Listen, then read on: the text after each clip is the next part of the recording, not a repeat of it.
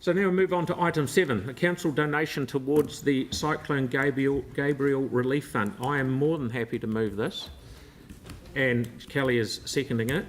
Do we have anyone to present? I think we'll just put the motion because it's common sense. Yanni, would you like to? Yeah, sorry, I just had a process question. I'm happy to support this, but as someone who's on the Mayor's Welfare Fund, I just want to check, does it need a formal resolution of the Mayor's Welfare Fund for this funding to be made available from it? So we have the first meeting of Mayor's Welfare on Friday. If the committee feels like it, then they can make a resolution at that stage. But I've spoken to everybody on the committee; they were all in favour of it. But to formalise it, we could do something on Friday if you feel more comfortable with that. Or sort of a legal question around the ability for council to actually make a grant from the Mayor's Welfare Fund outside of the committee actually making that call.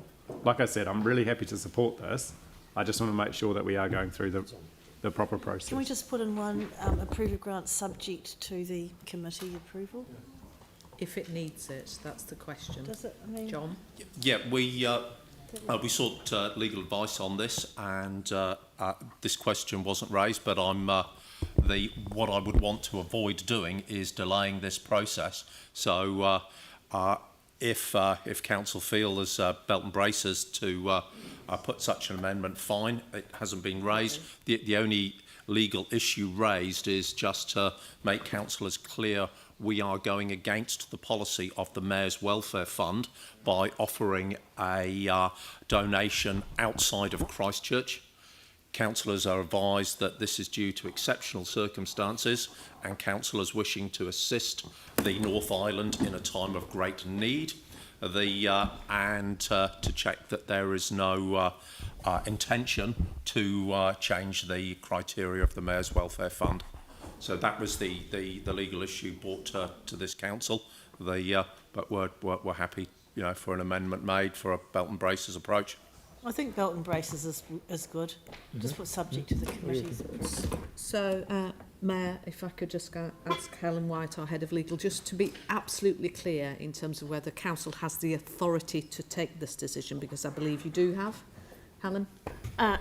Yes, I can confirm that Council does have the authority to do that for the reasons as explained by John Fussell, in terms of that this is effectively the parent of a subsidiary body of council that is appointed by this council. Okay. Tim? I think it would be good for the committee to ratify the decision, because you've contacted all of them. They're all in favour of it. So, but rather than getting into pedantics and bureaucracy, I think we should just get forward and get moving. Victoria? Kia ora. Given that it's a breach and a departure from the policy, I think it's appropriate that it does come here, and I'm comfortable with that departure and the interpretation of a wider sense of community. I'm just really mindful of the extraordinary relief and assistance that we received in our time of need, and this is a welfare fund and we're going to be contributing to the welfare, and I'm comfortable with that departure, but I acknowledge and I'd support some sort of ratification as well. Okay, just hang on one sec.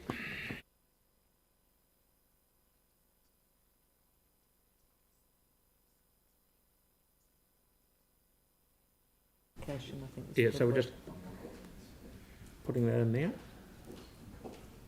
It's a good point, Yanni. Okay. All good, bud? So, right. One thing I will say, and I might get, before I put this, is the Deputy Mayor had, sorry, under the bus here, Pauline, you had some information that what we could maybe think of going forward. Would you like to just share that with us? Oh, yes, it was an email that came through this morning from a Which this has got nothing to do with what we're voting on, it's just, right. No, but we could maybe try and pick this up if there was a will to ask staff advice on how to take this forward. And she said her family and her lost their home in Bexley during the first earthquake. We were one of 15 fortunate families to be gifted a trip to Napier Hawke's Bay, which was initiated from their city council to provide respite during a difficult time, and Air New Zealand and much of the community rallied around to make this possible as well, and we will be forever grateful. Is the City Council, Christchurch City Council, currently in a position to return this favour to the area during their time of need? I would be more than happy to help with whatever I can, if so, for example, finding donations, etc. Wondering if we wanted to pick that up and take it forward somehow. John, to comment, please. Yeah, we have had a lot of requests and a lot of offers. The NEMA and the Emergency Management Services have repeatedly asked that we refer such ideas and such offers through to them so they can manage the totality of the response. They feel it's a lot more joined up and a lot more effective if we work through them and consider these issues. So rather than each authority and each decision-making body offering separate support, it's channeled through a central process, which is what we're following here. So that's John, part of the learnings that we've taken from our situation, and we've refined it down. I guess the only opening I'm thinking here is whether we could perhaps communicate with Air New Zealand and suggest that they partner with one of the funders to provide something like this should there be a need. So just a suggestion, John, please. I think it's very helpful what the Deputy Mayor has described. I think it would be useful, because the central collection point makes absolute sense, that if Council is minded to be supportive of such an approach, that we tell NEMA that we're supportive of that, and therefore could they act on the very generous offers that have been made from people within Christchurch, so that you still keep the central contact, but we're putting our weight behind that. Absolutely. Aaron, did you have a wee question on it?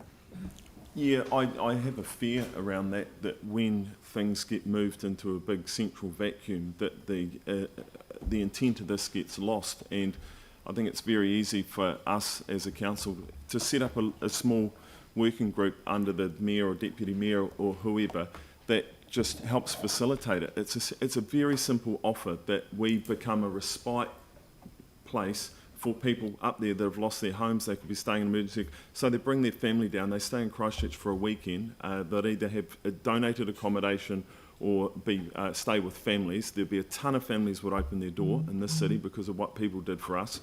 I own a tourist related business. I would give free passes. Probably nearly every other one in the city would do the same thing.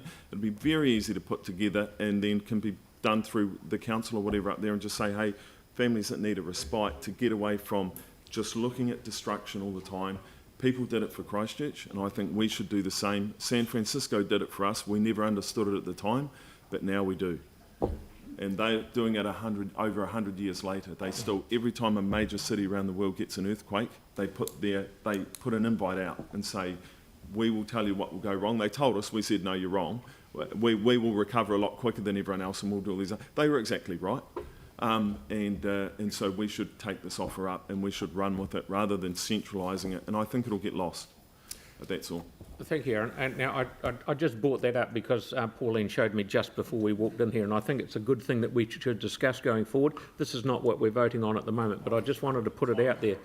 So, okay, so I'll put this, what's written in front of us right at the moment, which has got the ratification bit in it. All those in favour? Aye. Against? Carried. Thank you very much. So